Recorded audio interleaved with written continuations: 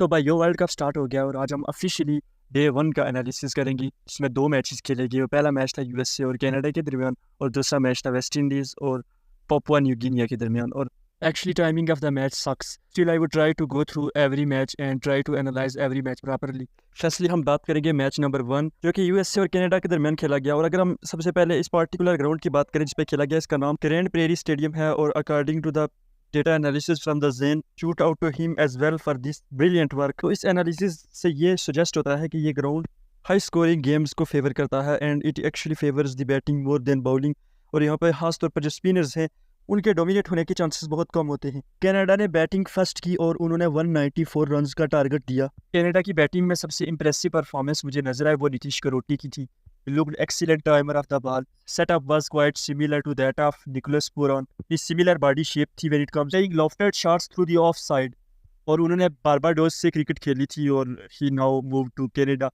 And I think उन्होंने under 19 cricket भी खेली है 2016 में। हमने बात की कि पिच जो है वो काफ़ी हद तक बैटिंग को फेवर कर रही थी।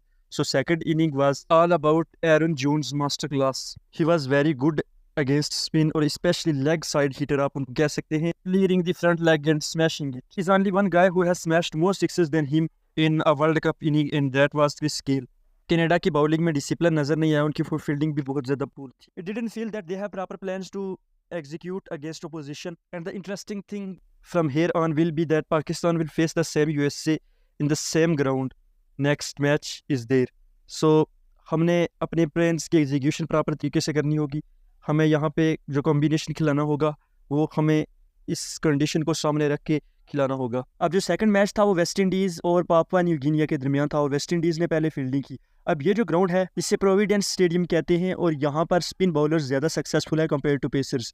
You could tell this is perhaps the slowest deck in the country. SG ने पहले बैटिंग की और उनकी बैटिंग में एक जो नोटेबल थिंग थी, a lot of their batters come down the wicket to generate power to hit boundaries, क्योंकि उनकी जो बैट स्पीड होती है वो इतनी ज़्यादा नहीं होती उनके पास and that's why they come down the wicket. This works for the associate nations but ये उनके लिए हाईएस्ट कैलिबर के जो प्लेयर बाउलर होंगे उनके अगेंस्ट ये वर्क नहीं करेगा। अल्जेरी जोसेफ का स्पेल काफ़ी अच्छा था।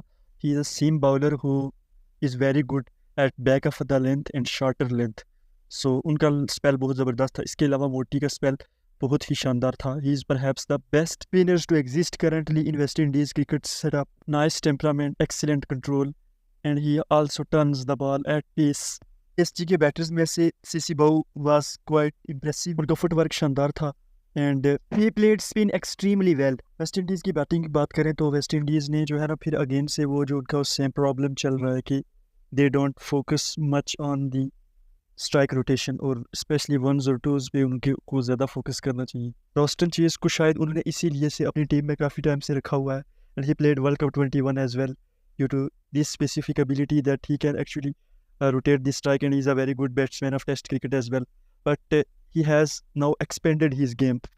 PSG की बाउलिंग में सबसे ज़्यादा इंप्रेसिव बाउलर करीको नजर आए जिन्होंने 4 ओवर में 15 रन देकर एक विकेट हासिल की and he has bowled 15 dot balls and picked up a wicket of Nicholas Puran as well.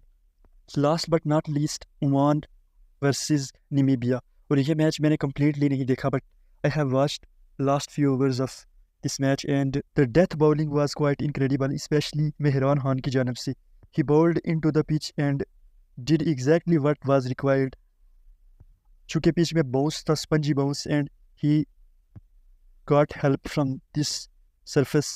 इसके अलावा ही bowled some Yorkers as well. लेकिन मुझे इस चीज़ की समझ नहीं आती कि जब सुपर ओवर में मैच चला गया तो why didn't they give ball to Mehran? I can understand कि Mehran जो था वो उनका बेस्ट बाउलर नहीं था। Bilal Khan was their best bowler but आप मैच की सिचुएशन के मुताबिक चलते हुए and Mehran was in some form. Bilal ने राउंड द विकेट जाके डिफरेंट ट्राई करने की कोशिश की but he was predictable with his lengths, so batters ने इस चीज़ का फ़ायदा उठाया but I guess it was a poor call by skipper to go with him rather than Mehran. Overall यार अभी तक जितने भी एसोसिएट टीम्स के मैच हुए हैं I am really impressed by these teams and I hope they get more chances in the future as well.